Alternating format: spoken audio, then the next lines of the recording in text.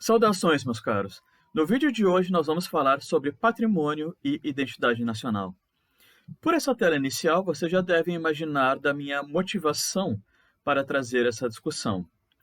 No dia 24 de julho, faz mais ou menos uma semana, depois disso que eu estou gravando esse vídeo, aconteceu um ataque a um patrimônio público, um ato criminoso, enfim, contra a estátua de um bandeirante conhecido como Borba Gato, na cidade de São Paulo, no bairro de Santo Amaro.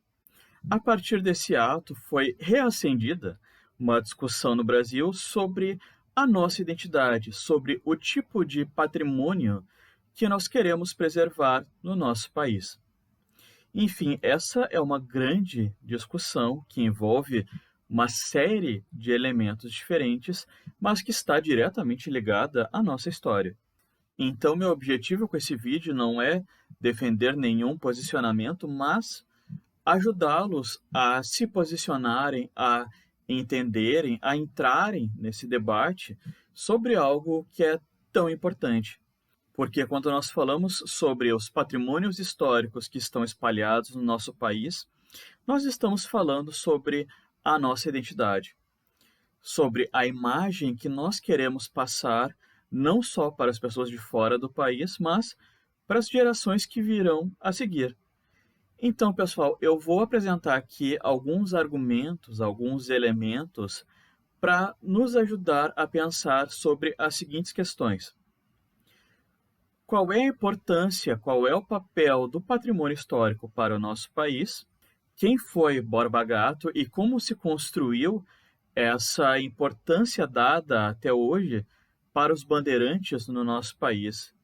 E, por fim, eu quero relacionar a importância dada a esses bandeirantes com o silêncio que nós temos sobre a história, a participação dos indígenas na construção da identidade do Brasil.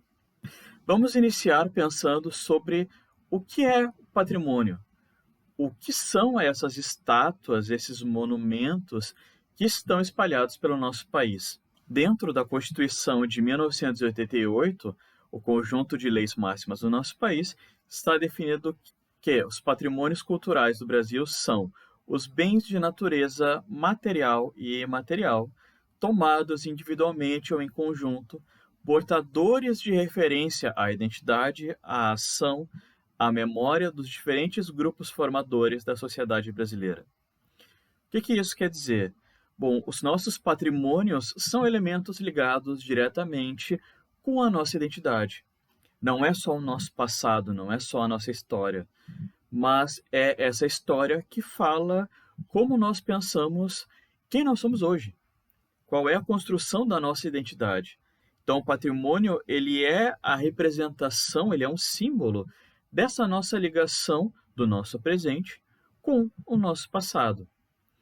Então, a partir dessa definição aqui, nós já temos também a ideia de que há diferentes grupos que formam a sociedade brasileira. Nesse sentido, na própria lei há uma defesa da necessidade de representar esses diferentes grupos. E essas duas imagens que estão representadas nessa tela aqui, elas já trazem um pouco dessa diversidade. À esquerda, nós temos um outro monumento que está em São Paulo, o Monumento às Bandeiras, e do lado direito, então, nós temos uma representação do que seria esse patrimônio imaterial, ou seja, esses costumes, que no caso da imagem aqui envolve grupos indígenas, esses costumes que fazem parte da nossa tradição, que falam também sobre a nossa identidade, então. Compreendendo o que é patrimônio, vamos partir para o próximo argumento. Vamos tentar entender quem foi Borba Gato, o que essa estátua que foi atacada em São Paulo representa dentro da história do Brasil. Quem foi esse homem? Bom, Manuel de Borba Gato nasceu em 1628 na cidade de São Paulo, justamente nas proximidades do que hoje seria esse bairro do Santo Amaro. Borba Gato nasceu em um momento em que o Brasil ainda estava se consolidando. Estamos falando do período colonial, em que os portugueses dominavam o Brasil, principalmente a partir do litoral. Então, partindo da cidade de São Paulo, vários exploradores desbravavam o interior do Brasil, principalmente em busca de riquezas, basicamente ouro e pedras preciosas, e buscando também mão de obra escrava. Sim, mesmo sendo ilegal já naquele momento, esses exploradores buscavam a escravidão indígena, algo que já tinha sido proibido pela coroa portuguesa desde o século XVI, ainda vinha sendo praticado no Brasil durante aquele momento e com muita frequência. A captura, o ataque às aldeias indígenas para escravizar aqueles indivíduos. Evidentemente, a grande causa ligada à proibição da escravidão indígena era a escravização africana. Para a coroa portuguesa era muito mais lucrativo que esses indivíduos que estavam colonizando o Brasil comprassem escravos vindos de colônias africanas controladas pela coroa portuguesa. Mas, independente disso, bom, já podemos destacar essa questão. A busca por esses escravos indígenas, a escravização dessas pessoas aqui, era algo já proibido pela própria coroa portuguesa. Mas, vamos seguir. Então, Borba Gato, ele nasce nesse contexto e ele se envolve diretamente com essas expedições. Ele era genro de Fernão Dias, que era um dos principais, um dos mais conhecidos desses exploradores, dessas pessoas que atacavam, saqueavam, matavam e escravizavam diversos grupos indígenas naquela região. Em 1874, nós temos ali a expedição, o momento em que Borba Gato passa a ficar conhecido dentro da nossa história. Ele parte com seu sogro na direção do que hoje é o estado de Minas Gerais, em busca de minas de esmeralda. Fernão Dias morre no meio do caminho, Borba Gato acaba assumindo a liderança da expedição. São encontradas várias minas de ouro, principalmente na região próxima do atual município de Sabará. No meio dessas descobertas, Borba Gato acaba encontrando um oficial enviado pela coroa portuguesa para assumir, tomar o controle sobre possíveis minas que seriam encontradas naquela região. Borba Gato, então, mata esse fidalgo e acaba assumindo o controle daquelas minas. Ele mantém o segredo, a localização, o controle dessas minas por muito tempo, mas, principalmente para ser perdoado por esse assassinato, ele acaba abrindo o jogo para a coroa portuguesa, colocando a localização dessas minas, e ele acaba sendo perdoado, então, pela coroa e colocado como uma liderança, como dentro de um posto oficial para a exploração dessa região. Então, vamos resumir, então, essa figura de Borba Gato. Nós não sabemos se ele teve algum papel de liderança em expedições contra aldeias indígenas diretamente. Mas, sendo ele um familiar de Fernão Dias, bom, provavelmente ele esteve envolvido com essas expedições. Mas, pelo menos, nós sabemos que Borba Gato foi um assassino, que Borba Gato utilizou frequentemente, então, a mão de obra escrava indígena para a chegada, para a exploração dessas minas. Esse é o indivíduo, então, que é colocado como um herói dentro dessa identidade construída, principalmente partindo do estado de São Paulo. Como foi construída essa identidade se relacionando com esses exploradores, com essas pessoas que cometiam crimes, com essas pessoas que escravizavam indígenas? É importante que a gente entenda, então, como se construiu esse mito sobre o bandeirante. Esses indivíduos que partiram do litoral brasileiro em direção ao nosso sertão, a essas terras não conhecidas, não exploradas pelos portugueses, tiveram sim um papel fundamental dentro da consolidação do poder português dentro do território brasileiro. Eles foram responsáveis pelo primeiro contato com diversos grupos indígenas. Mas devemos lembrar que esse contato foi extremamente violento e criminoso, mesmo dentro daquele contexto, porque, como eu já comentei, essa escravização dos indígenas era proibida pela coroa portuguesa. Então, essas pessoas tiveram sim um papel importante, mas nem sempre eles foram considerados heróis dentro da história do Brasil. Esse mito, essa celebração dessas pessoas que passaram a ser conhecidas já no século XX como bandeirantes, como desbravadores do Brasil, esse mito começa a tomar forma no século XX, em São Paulo, com a consolidação da importância do crescimento do papel político e econômico do Estado de São Paulo. A partir do momento que essa elite cafeicultora paulista começa a tomar também o controle político do país, nós temos então a consolidação de uma identidade desse Estado. Dessa forma, os bandeirantes, esses desbravadores que partiram de São Paulo, passam a ser colocados como os primeiros empreendedores da história do Brasil. Aqueles que partiram em busca de aventuras e construíram as riquezas que depois teriam formado o Brasil. Esse mito sobre o bandeirante vai tomando forma, vai se consolidando, até que em 1932 ele toma um caráter mais efetivo, quando os paulistas acabam se revoltando contra o governo de Getúlio Vargas, na chamada Revolta Constitucionalista, e as lideranças políticas desse movimento colocam os bandeirantes como um exemplo a ser seguido. Pessoas corajosas que defenderam a riqueza nacional. Então, nós acabamos ignorando a população que existia antes no Brasil, como se esse sertão do Brasil colonial fosse inabitado, como se não existisse ninguém, como se não tivesse nenhuma cultura no Brasil antes do desbravamento desses portugueses. E essas pessoas, então, elas foram responsáveis por levar a civilização para o interior do território brasileiro. Essa é a imagem geralmente colocada por esses bandeirantes dentro da história nacional. Em 1953, nós temos a continuação da celebração do mito bandeirante, quando é construída essa obra, esse monumento às bandeiras, numa região super importante de São Paulo, o Parque do Ibirapuera.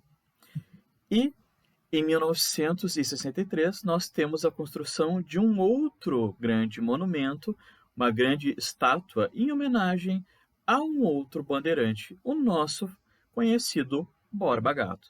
Dessa forma, nós podemos entender que a estátua de Borba Gato, construída em 1963 pelo artista Júlio Guerra, ela está mais relacionada a esse mito do bandeirante consolidado no século XX do que a história do Brasil colonial. Essa estátua fala mais sobre o mito bandeirante do que sobre o processo de exploração, de expansão do controle português sobre o território brasileiro. O fato é que, mesmo romantizada, essa imagem do bandeirante passou a fazer parte da nossa identidade. Esse mito acabou entrando dentro da memória nacional e faz parte dessa concepção que nós temos hoje sobre esse movimento de consolidação da sociedade brasileira, em que essa sociedade branca teria desbravado o interior do Brasil, teria colonizado, dominado o interior do território brasileiro, como se não existisse ninguém lá. Ou seja, nós temos a celebração de representantes dessa origem europeia a partir dos bandeirantes, em contraste com o silêncio sobre esse outro grupo formador da sociedade brasileira, por mais que muitas vezes esse discurso oficial acabe os excluindo. Então, o mito do bandeirante, ele acaba, sim, de forma direta, silenciando uma outra parte da nossa identidade, os indígenas. Para entender esse ponto, é necessário nós pensarmos um pouco sobre a posição dos grupos indígenas dentro da construção da identidade brasileira. Eu vou utilizar aqui como exemplo a reflexão desse sociólogo que está aqui na imagem, Octavio Yanni, em que, nesse trecho que eu separei, ele faz uma análise muito apurada sobre a posição que o Brasil dá para os indígenas dentro da sua sociedade, desde o começo da construção da nossa identidade até hoje. Então ele parte dessa ideia, dessa busca de quem é o brasileiro. Afinal, quem é o brasileiro? O modo pelo qual define o índio acaba por transformá-lo em outro, especial, à parte, diferente, estranho, estrangeiro. Pode tanto ser um fato da natureza como um estranho estranhado, estrangeiro. Uma política indigenista que se funda, de modo explícito ou por implicação, na ideia de que o índio se distingue e se contrapõe ao nacional. O que é indiscutível é que essa política não reconhece como nacional, nem brasileiro. Ou seja, se nós analisarmos todos os discursos do governo brasileiro até hoje, nós temos essa concepção muito clara. O Otávio Yanni aqui ele está analisando principalmente os discursos e a política da FUNAI, desse órgão do governo conhecido como Fundação Nacional do Índio, que teria como objetivo proteger, definir os espaços para a habitação, para a convivência desses indígenas. Mas, geralmente, nós temos o isolamento desses grupos como se eles fossem algo diferente, como se eles não fizessem parte, como se eles não devessem ser integrados à sociedade brasileira.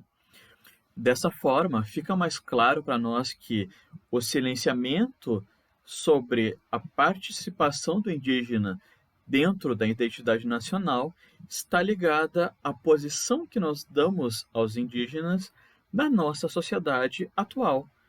A posição que nós damos aos indígenas, a valorização que nós damos a eles até hoje. Nós temos vários relatos de preconceitos, de estranhamentos. Atualmente, quando a gente vê indígenas estudando em universidades, indígenas em posições importantes dentro da sociedade brasileira. Porque eles estariam fora do seu território, fora do seu espaço, porque eles deixaram de ser indígenas. Bom, mas então eles só são índios quando eles estão dentro daquele espaço. E esse é o ponto em que o nosso presente acaba ditando como nós percebemos, como nós pensamos o nosso passado. Ora, o isolamento proposital, como eu vou falar daqui a pouco, desses grupos indígenas, ele acaba fazendo com que a gente silencie a participação deles dentro da nossa história. O controle de certos grupos dentro da política e do território brasileiro, da exploração das riquezas no Brasil, acaba nos levando a ignorar que essa expansão se deu, sim, a partir do ataque, da violência, da escravização de outros grupos. Reunindo todos esses argumentos, eu quero concluir esse vídeo com algumas reflexões, alguns questionamentos para que nós possamos refletir um pouco mais sobre os rumos da nossa identidade. Nesse sentido, eu quero retomar esse ato que foi sim criminoso contra a estátua do Borba Gato, para que nós possamos refletir de uma forma mais ampla sobre a identidade nacional, para que nós possamos pensar, primeiramente, qual foi a contribuição desses povos indígenas para a nossa identidade. Por que há esse silenciamento diante da contribuição desses vários grupos indígenas no Brasil? Por que celebrar esses bandeirantes ignorando os crimes cometidos por eles contra as populações indígenas no Brasil? Porque, sim, a escolha dos nossos patrimônios históricos é um reflexo da concepção dessa identidade. A falta de espaço dentro dos patrimônios culturais brasileiros celebrados pelo governo, celebrados de forma oficial, eles destacam essas contribuições, principalmente dos bandeirantes, e acabam ignorando as vítimas deles, E esse é o ponto. Para a romantização dos bandeirantes, nós acabamos esquecendo, ignorando os crimes cometidos por esses indivíduos. Não estou defendendo o apagamento dos bandeirantes da nossa história, pelo contrário. O que eu acredito é que nós devemos, sim, lembrar dessas expedições, desses crimes que foram cometidos lá no Brasil colonial, justamente para que a gente possa repensar o que nós estamos fazendo hoje, para que nós possamos repensar a posição que é dada aos grupos indígenas no Brasil atual. E para ajudar a entender essas ligações entre o presente e o passado do Brasil em relação aos indígenas e aos bandeirantes, eu coloquei aqui na descrição do vídeo o link para o texto de um colega meu, Diogo Quirin, em que ele trata justamente dessas ligações políticas, dessas forças da nossa sociedade atual que acabam influenciando essas disputas de memória. Prosseguindo com as nossas conclusões, eu acredito que dentro dessas reflexões sobre a nossa identidade, é importante nós repensarmos, sim, independente da nossa posição em relação aos bandeirantes, qual é o papel, qual é a posição desses grupos indígenas dentro da nossa identidade. E nesse ponto, a escola é um espaço fundamental para a discussão. Nós temos que pensar os indígenas não só quando nós falamos da culinária, do idioma, dessas contribuições culturais, mas nós podemos pensar também que os indígenas trazem contribuições para a população brasileira no sentido do próprio uso da terra, de alternativas que nós podemos pensar no presente sobre como lidar com a produção, com o uso da terra na sociedade brasileira, na economia brasileira atual. E por fim, é importante nós pensarmos também sobre quais interesses estão envolvidos com esse apagamento, com esse silenciamento da memória do indígena do nosso passado e da participação dos grupos indígenas no nosso presente. Para quem é útil essa situação? Para quem é útil que nós deixemos de tentar aprender com esses indígenas como repensar as nossas ligações sociais? Bom, pessoal, como eu falei, meu objetivo com esse vídeo é trazer mais reflexões do que afirmações. Espero que esse vídeo tenha ajudado vocês a pensar sobre a importância da nossa memória, da nossa história. Nos vemos nos próximos vídeos, então. Um abraço.